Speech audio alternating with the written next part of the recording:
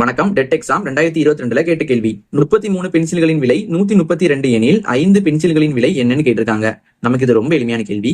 இப்ப நமக்கு 33 பென்சிலோட விலை பாத்தீங்கன்னா 132 ரூபாயாம். அப்ப நமக்கு 5 பென்சிலோட விலை என்னன்னு கேட்டிருக்காங்க. இப்ப நம்ம ரெண்டையும் கட் பண்ணலாம் பாருங்க. இந்த ரெண்டையும் பாத்தீங்கன்னா 3 பால் வருமா? ஓர் 3 3 ஓர் 3 3. அதே மாதிரி இங்க 13ல பாத்தீங்கன்னா 4 முறை வரும். 12 மிச்சம் 1 12 வருது. இதுவும் நமக்கு 4 முறை வரும். அப்ப இங்க 11 இருக்கு, இங்க நமக்கு 44 இருக்கு. இந்த ரெண்டும் பாத்தீங்கன்னா நமக்கு 11 பால் வருமா? ஓவர் 11 11 4 11 44. அப்ப நமக்கு ஒரு பென்சிலோட விலை பாத்தீங்கன்னா 4 ரூபாயாம். நமக்கு தேவையான 5 பென்சில். அப்ப என்ன பண்ணலாம்? நம்ம இதை 5ஆல பிரிக்கலாம். 4 5 என்ன வரும்? 4 5 20 வருமா? அப்ப நமக்கு 5 பென்சிலோட விலை பாத்தீங்கன்னா 20 ரூபாய் வருது. இது நமக்கு ஆப்ஷன் B ல இருக்குது. இதே மாதிரி 8 பென்சிலோட விலை என்னதுன்னு நீங்க கீழே கமெண்ட் பண்ணுங்க. அடுத்தடுத்த 3 எண்களை காண்கன்னு கேட்டிருக்காங்க. 50 51 53 56 60. அடுத்து உள்ள 3 நம்பர் என்னன்னு கேட்டிருக்காங்க. நமக்கு இது ரொம்ப எளிமையான கேள்வி. இப்ப நமக்கு இங்க 50 இருக்கு, அடுத்தது 51 இருக்கு. நம்ம 50 கூட 1 கூட்டணும் அப்படின்னா நமக்கு 51 வரும். அடுத்து 51, இங்க 53. நம்ம 51 கூட 2 கூட்டணும் அப்படின்னா நமக்கு 53 வரும். அடுத்து 56 இருக்கு. நம்ம 53 கூட 3 கூட்டணும் அப்படின்னா 56 வரும். அடுத்து பாத்தீங்கன்னா 60 இருக்கு. நம்ம இந்த 56 கூட 4 கூட்டணும் அப்படின்னா நமக்கு 60 வரும். அப்ப அடுத்து என்ன பண்ணணும்? நம்ம இந்த 60 கூட 5 கூட்டணும். அப்ப என்ன வரும்? நமக்கு 65 வருமா? 65. அடுத்து என்ன பண்ணும்? நம்ம அடுத்த நம்பர் கூட 6 கூட்ட வேண்டியதான். 6 கூட்டலாமா? 65 கூட 6 கூட்டணும் அப்படின்னா நமக்கு 71 வரும். 71. அடுத்து என்ன பண்ணும்? இந்த 71 கூட 7 கூட்ட வேண்டியதான். அப்ப 71 கூட 7 கூட்டணும் அப்படின்னா நமக்கு 78 வரும். அப்ப நமக்கு இங்க 78. அப்ப நமக்கு அடுத்தடுத்த 3 நம்பர் அப்படின்னா 65 71 78. இது நமக்கு ஆப்ஷன் A ல இருக்குது. இதே மாதிரி இந்த 78க்கு அடுத்த நம்பர் என்ன வருதுன்னு நீங்க கீழே கமெண்ட் பண்ணுங்க. ரூபாய் 2400 A மற்றும் B என்ற இரு நபர்களுக்கு 2:3 என்ற விகிதத்தில் பிரித்து கொடுத்தால் Bக்கு கிடைக்கும் தொகை என்னன்னு கேட்டிருக்காங்க. நமக்கு A Bங்கிற 2 பேருக்கு இந்த தொகையை 2:3 விகிதத்தை பிரிச்சு கொடுத்துட்டாங்களாம். அப்ப நமக்கு Aக்கு பாத்தீங்கன்னா 2 பங்கு வரும், Bக்கு பாத்தீங்கன்னா 3 பங்கு வரும். நமக்கு அந்த பங்குல என்னன்னு தெரியாது. அப்ப நம்ம என்ன பண்ணலாம்னா அதை நம்ம எக்ஸ்னு வச்சுக்கலாம்.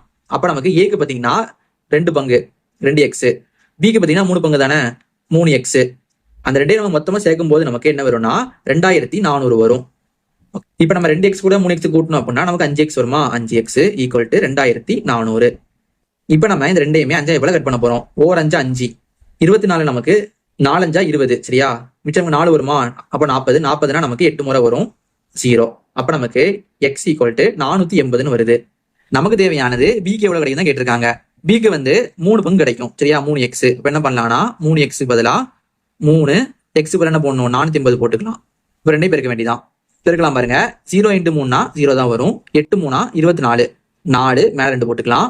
4 3 12. 2 கூட்டும் போது 14 வரும். அப்புறம் ஆன்சர் பாத்தீங்கன்னா 1440 கிடைக்குது.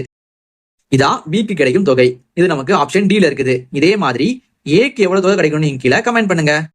15 வேலையாட்கள் ஒரு வேலையை 24 நாட்களில் முடிப்பர் எனில் அதே வேலையை 20 வேலையாட்கள் எத்தனை நாளில் செய்து முடிப்பர்னு கேட்டிருக்காங்க.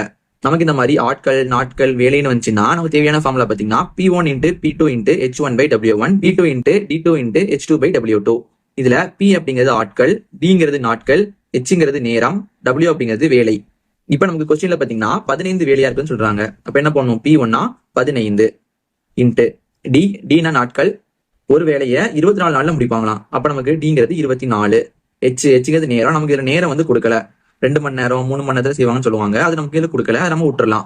அடுத்தது கீழே W இருக்குது. Wங்கிறது வேலை. என்னதான் ஒரு வேலையை. அப்ப என்ன போடலாம்? கீழே நம்ம 1 போட்டுக்கலாம். அடுத்து பாத்தீங்கன்னா அதே வேலையை சரியா? அப்படின்னா ஒர்க் பாத்தீங்கன்னா அதே ஒர்க் தான். அப்ப 1 போட்டுக்கலாம். 20 வேலையாட்கள். அப்ப நமக்கு வேலை செய்யறவங்க 20 பேரா. எத்தனை நாள்ல முடிப்பாங்கன்னு கேட்டிருக்காங்க. அப்ப நமக்கு D2 தான் என்னன்னு கேட்டிருக்காங்க. இப்ப நம்ம ரெண்டுமே கட் பண்ணலாம் பாருங்க. உடனே கட் பண்ணிடலாம். இங்க 20 இருக்கு, இங்க 15 இருக்கு. இந்த ரெண்டுமே பாத்தீங்கன்னா 5 பால கட் ஆகும். 4 5 20 3 5 15. அது 4 இங்க 24 இருக்கு. இந்த ரெண்டுமே 4 பால கட் ஆகுமா? ஒரு நாள் 4 6 4 24. அப்புறம் மிச்சம் பாத்தீங்கன்னா நமக்கு இங்க 6 × 3 இருக்கு. 6 3 18 வரும். இங்க நமக்கு மிச்சம் D2 மட்டும் தான் இருக்கு. அப்ப நமக்கு அந்த வேலையை அவங்க 18 நாள்ல முடிப்பாங்களாம். அப்போ 20 வேலையாட்கள் அந்த வேலையை 18 நாள்ல முடிப்பாங்களாம். இது நமக்கு ஆப்ஷன் B ல இருக்குது. இதே மாதிரி உங்களுக்கு ஒண்ணு கொடுத்திருக்கேன். இதோட மதிப்பு என்ன வருது நீங்க கீழே கமெண்ட் பண்ணுங்க. ஒரு பரவலின் இடைநிலை 40 மற்றும் முகடு 70 எனில் சராசரி காண்கன்னு கேட்டிருக்காங்க. இடைநிலைனா மீடியன் அர்த்தம், முகடுனா மோடுன்னு அர்த்தம், சராசரினா மீன் அர்த்தம். இப்ப நமக்கு இடைநிலையும் முகடும் கொடுத்திருக்காங்க. சராசரி என்னன்னு கேட்டிருக்காங்க. நமக்கு இதுக்கு ஒரு ஃபார்முலா இருக்கு. அது என்ன ஃபார்முலானா முகடு ஈக்குவல் டு 3 இடைநிலை - 2 சராசரி. இப்ப நம்ம அப்ளை பண்ணோம் அப்படின்னா நமக்கு ஆன்சர் கிடைக்க போகுது. அப்ளை பண்ணலாமா? ஃபர்ஸ்ட் முகடு இருக்கு. முகடு நமக்கு 70 கொடுத்திருக்காங்க. 70 ஈக்குவல் டு 3 இடைநிலையா, 3 இடைநிலை நமக்கு 40 கொடுத்திருக்காங்க. 40 போட்டுக்கலாம். அடுத்து மைனஸ் 2 சராசரி. நமக்கு சராசரி தான் என்னன்னு கேட்டிருக்காங்க. நமக்கு அது தெரியாத என்ன பண்ணலாம், நம்ம அதை எக்ஸ்னு வச்சுக்கலாம். அப்ப நமக்கு இந்த 70 இங்க அப்படியே வந்துடும். ஈக்குவல் டு 3 × 40, 3 12 வரும். அடுத்து ஒரு 0 இருக்கு, 0 போட்டுக்கலாம். அடுத்து மைனஸ் 2x இருக்கு. இப்ப நம்ம இந்த மைனஸ் 2x இங்கிட்டு கொண்டு போக போறோம். அடுத்து இந்த 70 இங்கிட்டு கொண்டு வர போறோம். அப்ப நமக்கு இந்த மைனஸ் 2x அப்படிங்கிறது நமக்கு இங்க வரும்போது பிளஸ் 2x வந்துடும். ஈக்குவல் டு இங்க நமக்கு 120 இருக்கும். இந்த பிளஸ் 70ங்கிறது நமக்கு இங்க வரும்போது மைனஸ் வந்துடும். அப்ப நமக்கு மைனஸ் 70 வரும். 120ல இருந்து நம்ம 70 கழிச்சோம் அப்படின்னா நமக்கு 50 வரும். அப்படிங்க நமக்கு 2x இருக்கு. இப்ப நம்ம ரெண்டுமே கட் பண்ணலாம் பாருங்க. ஓ 2 2, 25 2 நமக்கு 50 வரும். அப்ப நமக்கு எக்ஸோட மதிப்பு 25ன்னு கிடைக்குது. இது நமக்கு ஆப்ஷன் B ல இருக்குது. இதே மாதிரி உங்களுக்கு ஒன்று கொடுத்துருக்கேன். இதோட மதிப்பு என்னது நீங்க கீழே கமெண்ட் பண்ணுங்க. மிகச்சிறிய மற்றும் மிகப்பெரிய இரட்டை இலக்க பகா எண்களின் கூடுதல் காண்கன்னு கேட்டிருக்காங்க. இப்ப நமக்கு பகா எண்கள் அப்படின்னா பிரைம் நம்பர்னு சொல்லுவாங்க. ஒன்னாலும் தன்னாலும் வகுப்படுற எண்கள் தான் பகா எண்கள். இப்ப நமக்கு 8ன்னு ஒரு நம்பர் இருக்கு. இந்த 8ங்கிறது பாத்தீங்கன்னா நமக்கு 1 வரும். ஓர் 8 8. அதே மாதிரி 2 வரும். 2 4 8. அதே மாதிரி 4 வரும். 4 2 8. 8 வரும். 8 1 8. இந்த மாதிரி 4 வாய்ப்பாடுல வருது. அப்ப நமக்கு இது வந்து ஒரு பகா எண்ணா இருக்க முடியாது. ஏன்னா பகா எண் அப்படிங்கிறது ஒன்னாலும் தன்னாலும் தான் வகுப்படும். இப்ப நமக்கு 5ன்னு ஒரு நம்பர் இருக்கு. இந்த 5 பாத்தீங்கன்னா 1 வரும். ஓர் 5 5.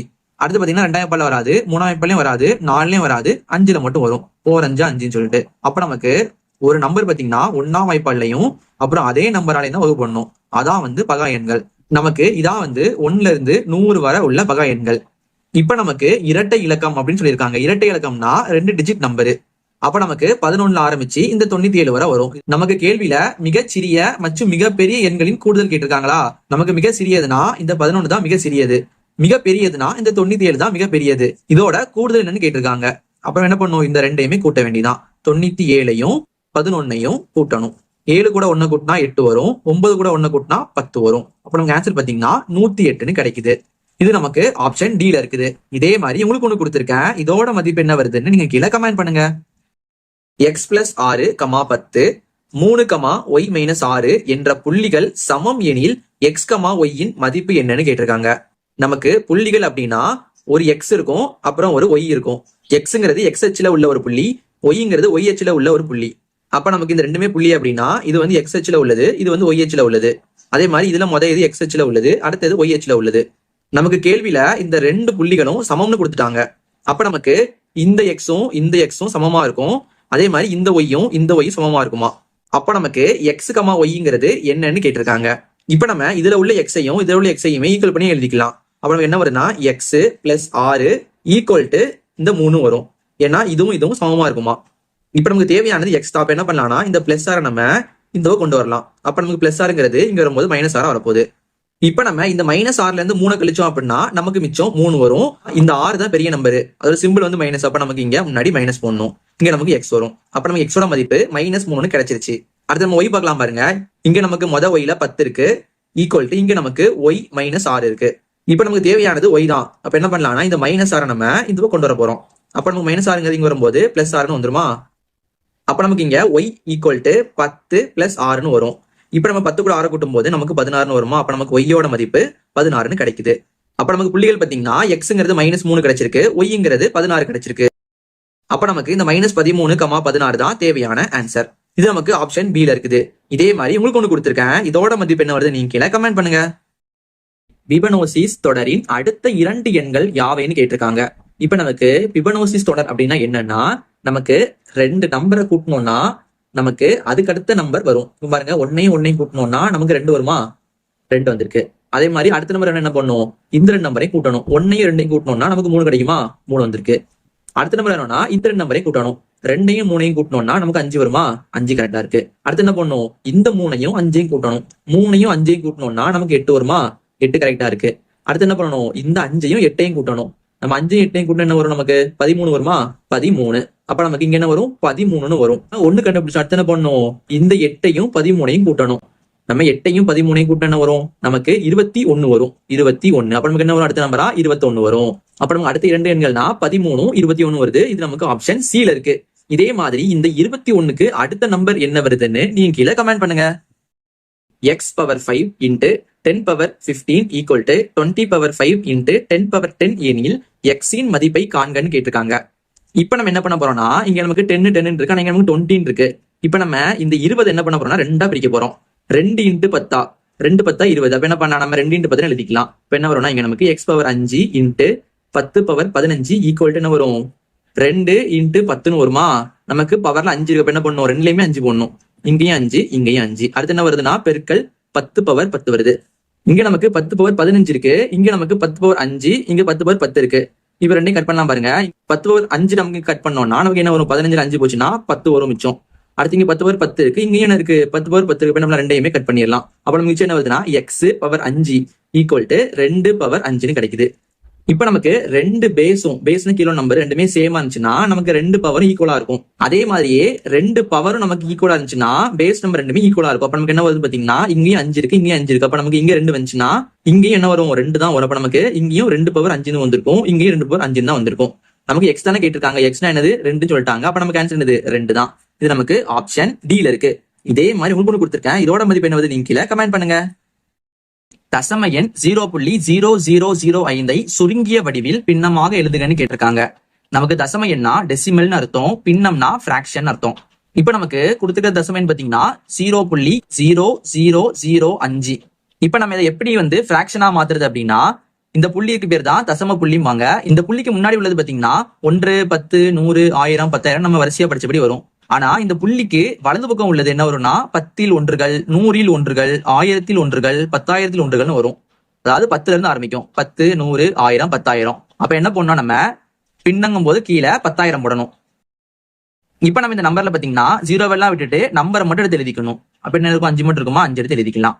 நம்ம எதனால இங்க 10,000 போட்டோம் அப்படின்னா இந்த புள்ளிக்கு அடுத்து வருது பாத்தீங்கன்னா 10 100 1000 10,000. அதான் நம்ம என்ன போட்டிருக்கோம், 10,000 போட்டிருக்கோம். மேல நம்பர் 5 மட்டும் தான் இருக்கு, 5 எடுத்து போட்டிருக்கோம். புரியுதா? இப்ப நம்ம ரெண்டையும் கட் பண்ணலாமான்னு பார்க்க போறோம். கட் பண்ண முடியும். 4 5 5, 2 5 10 வருமா. நமக்கு 3 0 இருக்கு, போட்டுக்கலாம். அப்ப நமக்கு என்ன வருது பாத்தீங்கன்னா மேல 1 இருக்கு, கீழே 2000 இருக்கு. அப்ப நமக்கு ஆன்சர் 1/2000. இது நமக்கு ஆப்ஷன் பி ல இருக்கு. இதே மாதிரி 0.005 பின்னமா மாத்தீங்கன்னா என்ன வருது நீங்க கீழே கமெண்ட் பண்ணுங்க.